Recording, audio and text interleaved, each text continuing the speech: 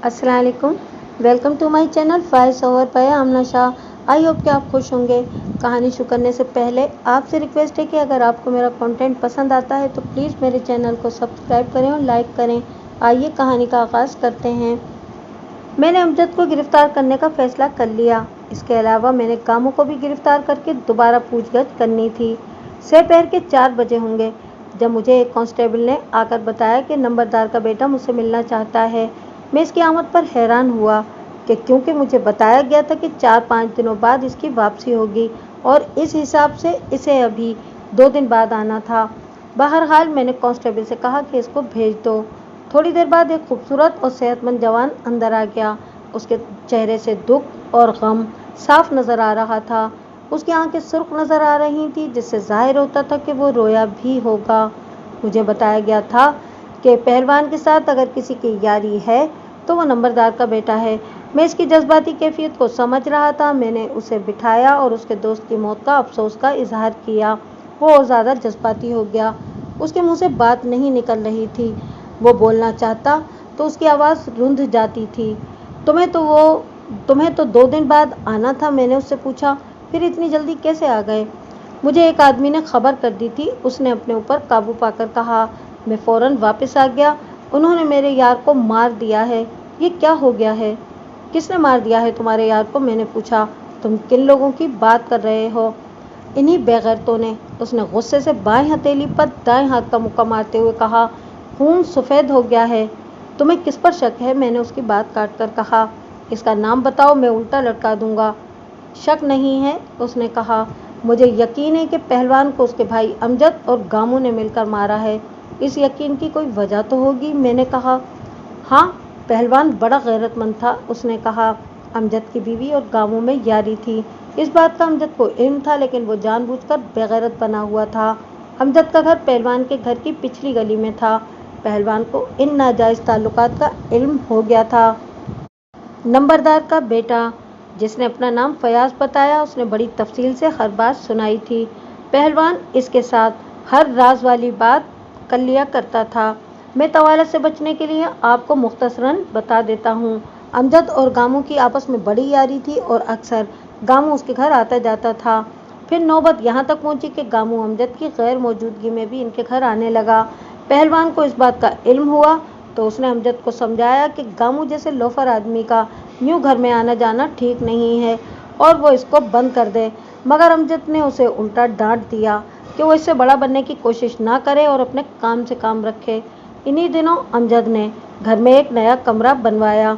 उसके पास इतनी रकम नहीं थी। पता लगा कि गामू ने उसको कमरे की तामीर के लिए खासी रकम दी थी।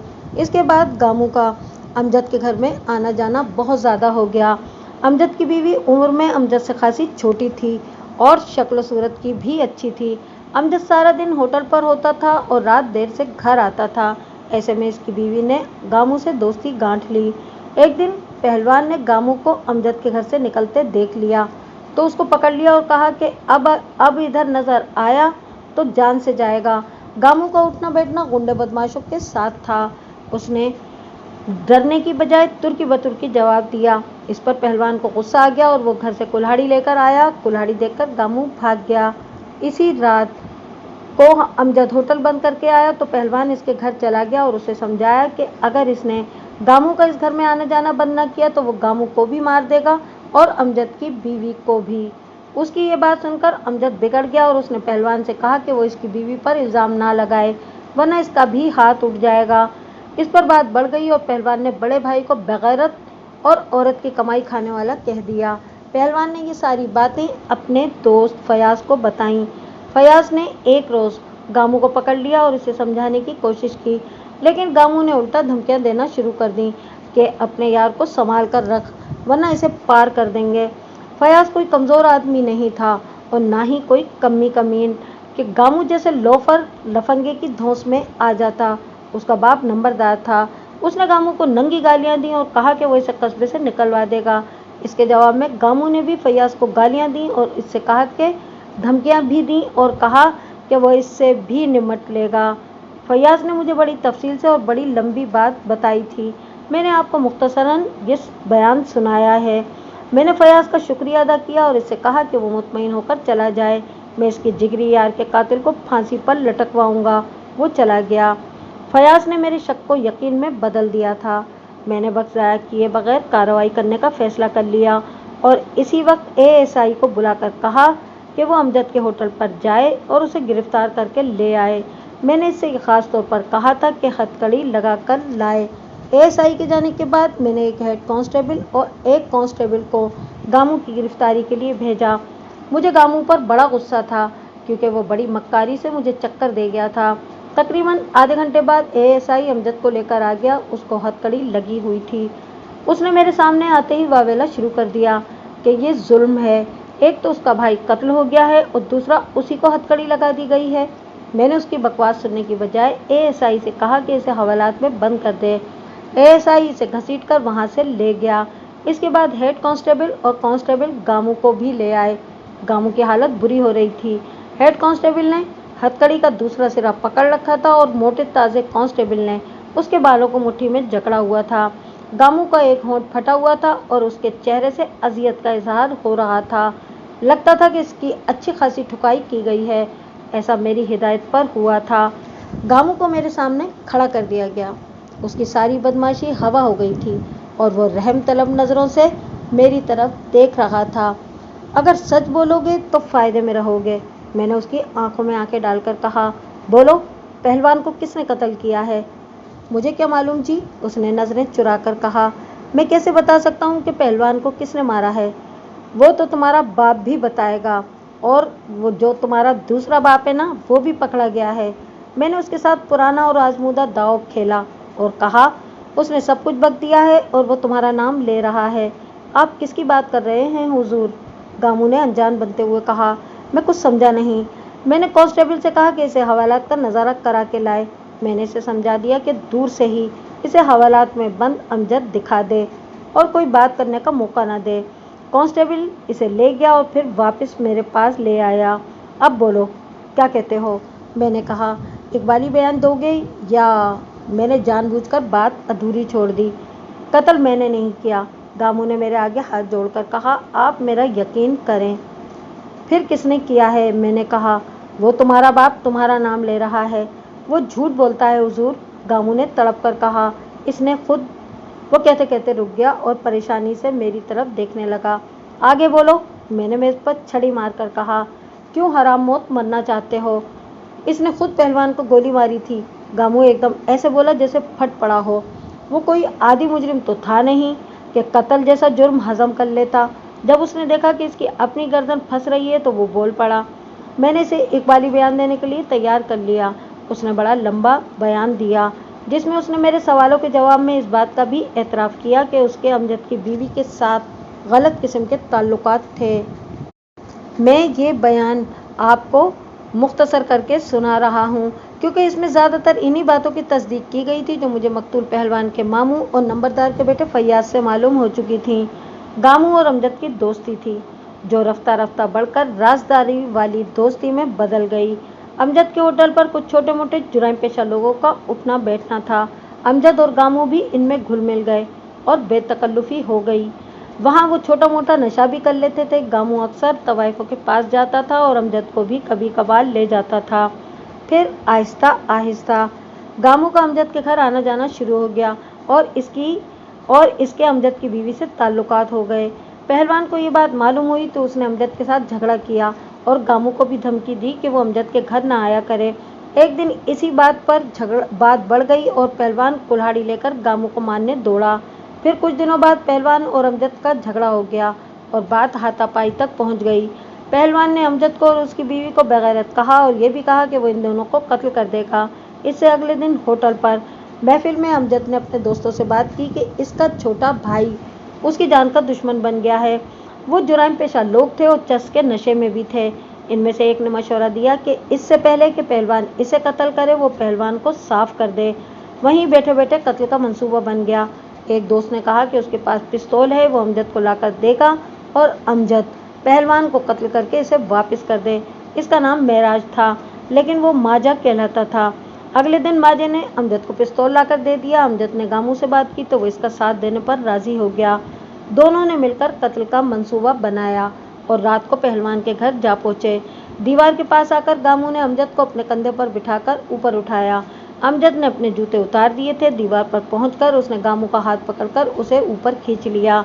गामू दीवार पर बैठा रहा और अमजद अंदरूनी तरफ उतर गया।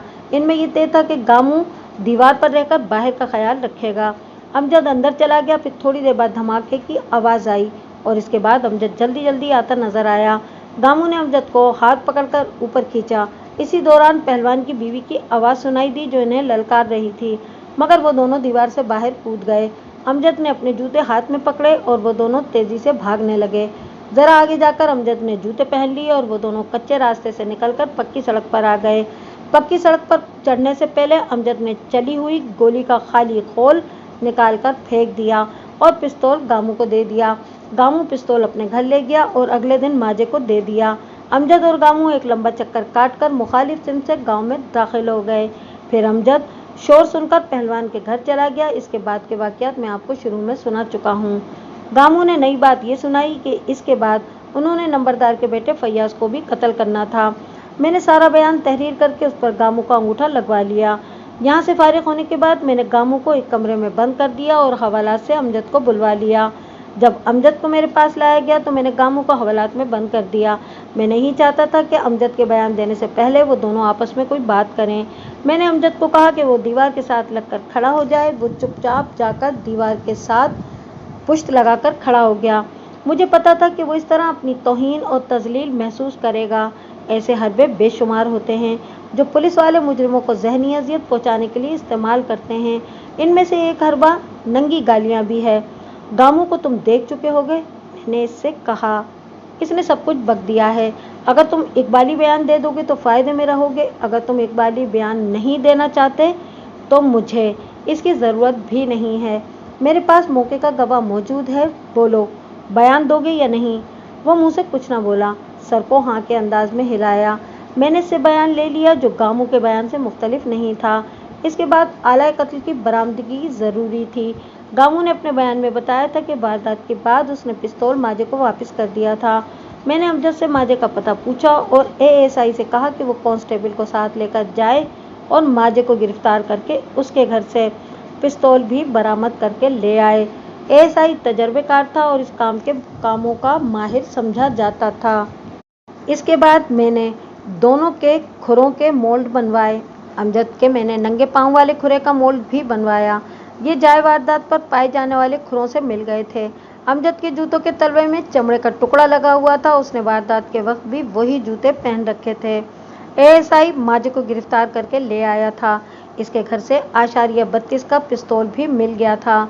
मैंने पिस्तौल और पोस्टमार्टम रिपोर्ट में मकतूल की लाश से मिलने वाली गोली असला एक्सपर्ट के पास भिजवा दी कि वो मालूम करे कि ये गोली इसी पिस्तौल से चलाई गई है। इसके बाद मैंने मुलजिमों को मजिस्ट्रेट के सामने बयान के लिए पेश किया। दोनों अपने बयान पर कायम रहे। इस दौरान असला एक्सपर्ट की रिपोर्ट भी आ गई। उसने लिखा था कि ये गोली इसी पिस्तौल से चलाई गई है। ये मालूम करने का एक ख़ास तरीका होता है। पिस्तौल या राइफल वगैरह की नाली के अंदर झिर्रियाँ सी बनी होती हैं। फायर होने के बाद जब गोली नाली से निकलती है तो अंदर मौजूद झिर्रियों के निशान गोलियों पर आ जाते हैं। मैंने केस तैयार करके अदालत में भेज दिया। केस बड़ा मजबूत था।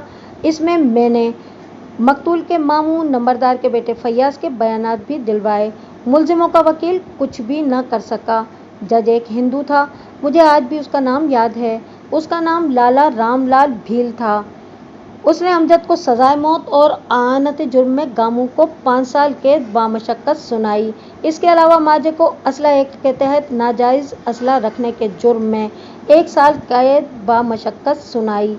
दोनों बड़े मुलजिमों ने अपील दायर की, जिसके बाद गामू की सज़ा कम करके 3 साल कर दी गई और अमजद की सज़ा जज ने बरकरार रखी।